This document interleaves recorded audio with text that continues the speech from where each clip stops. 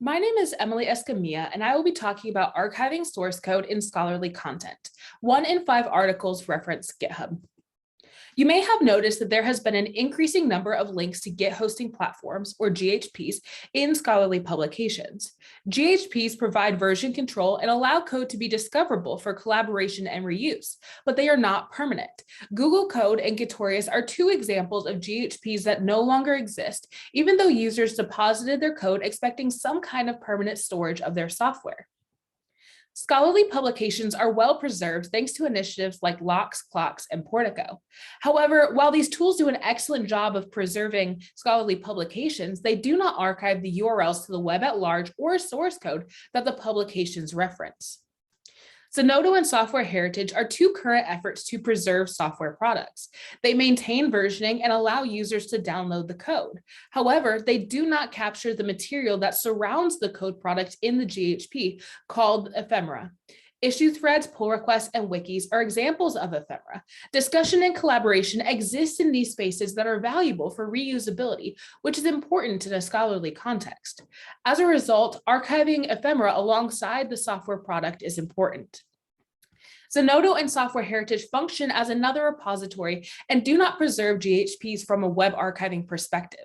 In web archiving, tools like Internet Archive's Wayback Machine allow users to replay a web page as would have been seen at a given point in time. The whole GitHub web page, including the ephemera, is preserved rather than just the software. Additionally, GHPs are different than typical web pages for one primary reason. Archived versions allow users to run the software that might no longer be available on the live web and reproduce the output. As a result, completeness is necessary. Unlike a typical website where a missing file affects one portion of the website, a missing file in a repository can cause the software to not run at all. To understand the use of links to GHPs in scholarly publications, we analyzed the arXiv corpus. arXiv is a preprint service for STEM subjects. It contains over 2 million submissions and is publicly available and accessible via an API. In our analysis, we focused on 4 GHPs: GitHub, SourceForge, Bitbucket, and GitLab. Our corpus contained 1.56 million publications, over 4 million URIs to the web at large, and over 218,000 URIs to one of the 4 GHPs. As you can see in the figure, GitHub is by far the most popular GHP of the 4, with over 202,000 URIs, accounting for 92% of the GHP URIs in the arXiv corpus. This figure shows the percent of publications with a URI to one of the 4 GHPs over time. In 2007, less than 1% of publications contained a URI to any of the GHPs. As you can see, GitHub overtakes SourceForge as the most popular GHP in 2013 and steadily increases. By 2021, 1 in 5 publications contains a link to GitHub. In our analysis, we understand the inclusion of a URI to indicate importance. Authors include URIs to resources that impacted their research. URIs to repositories indicate that the repository influenced their research or was the product of their work. Both are important. Both indicate the value of the repository and need for preservation. This figure answers the question, if a publication links to a GHP, how many links does it have? On the y-axis, we have the percent of publications, and on the x-axis, we have the number of URLs.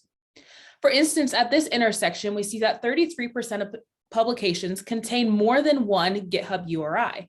Inversely, 67% only contain one. 17% contain more than 2 GitHub URIs. And as we follow this line, we see that 0.687% of publications contained more than 10 GitHub URIs. And while this seems like a small percentage, it represents 863 publications. 863 publications contain more than 10 URIs to GitHub, with some publications containing more than 100 URIs as we follow this tail. These publications are placing a heavy emphasis and importance on the holdings of GitHub to support and influence their research. Being able to access and run the software represented at these URLs is crucial to understanding the context and technology surrounding the study. In conclusion, GHPs are not permanent. However, links to GHPs are increasingly prevalent in scholarly publications, so there is a need to archive GHPs and their ephemera to preserve the scholarly record. Thank you.